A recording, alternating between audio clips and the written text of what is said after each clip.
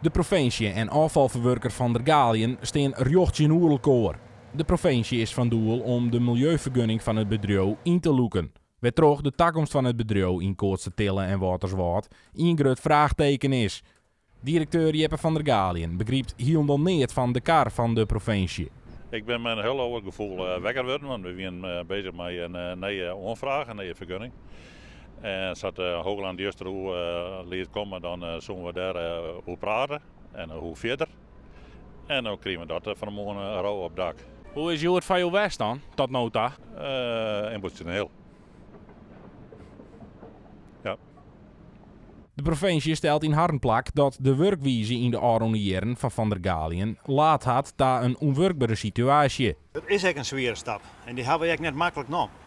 We hebben hier in het college goed op praat van hoe gaan we dit doen en willen we dit wel. Maar het is in de oude jaren is het zodanig geweest dat wij deze stap nemen moeten. Het is net vatten kom, je moet er nou ingrijpen.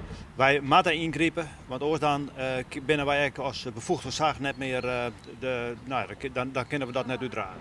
Beide locaties van de afvalverwerker voldoen nevens de provincie net aan de milieuregels om een nieuwe vergunning uit Jan te kennen. Zo'n 2020 stiert het bedrijf al onder verscherpen tafersjoch van de FUMO.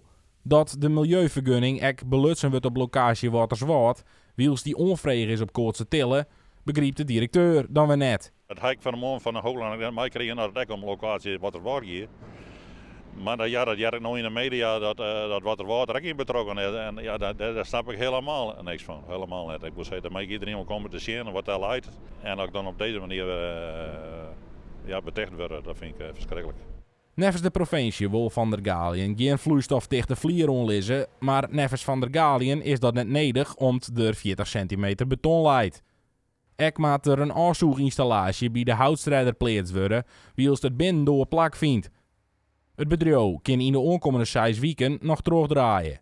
Wat er daarna baat is afhankelijk van een plan van aanpak. Wij kunnen het net de komende 6 weken net stilzetten. Ze kunnen nou een zinswijze schrijven. Daar komt een plan van aanpak.